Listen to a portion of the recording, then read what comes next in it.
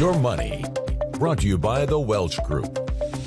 If you inherited a retirement account from a parent, let's say, it can really be complicated and costly. WAFF 48's Haley Baker sat down with a financial expert from the Welch Group to discuss ways to potentially save.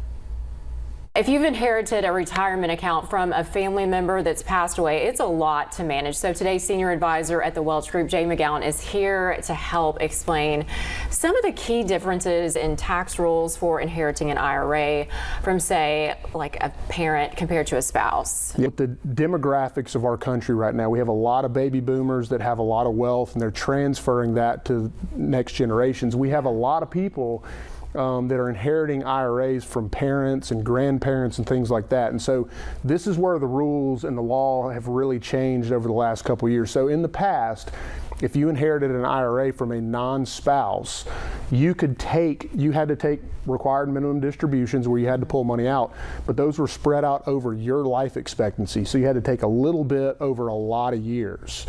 In 2020, new legislation came out that said you have to take those inherited IRAs. Typically, it's case by case specific, but for 95% of the people watching this, if you inherit an IRA from somebody that's not your spouse, you're going to have to take it out within 10 years.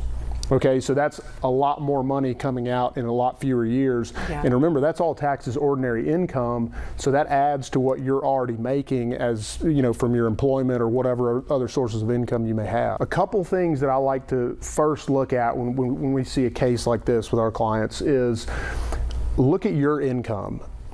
Are there going to be years, do you know there are going to be years in that 10-year period where you're going to have lower income than you do currently? Yeah. So like a good example of this, let's say you're 60 years old and you inherit an IRA from your parents who passed away, and you're planning on retiring in 3 years. Well, when you retire after 3 years, your taxable income is going to go way down because you're no longer making money.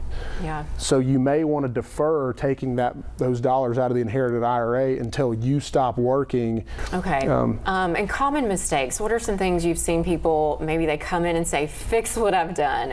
Are there ways to fix it? Maybe plan ahead. Let's do this differently next year.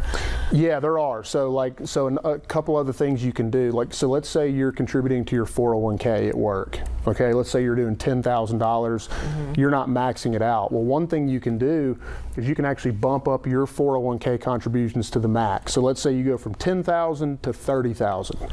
So you put in $20,000 more of your dollars that you earn from work into a 401k that is not taxable in that current year. Okay. Well, that gives you $20,000 more dollars that you can then take out of the IRA.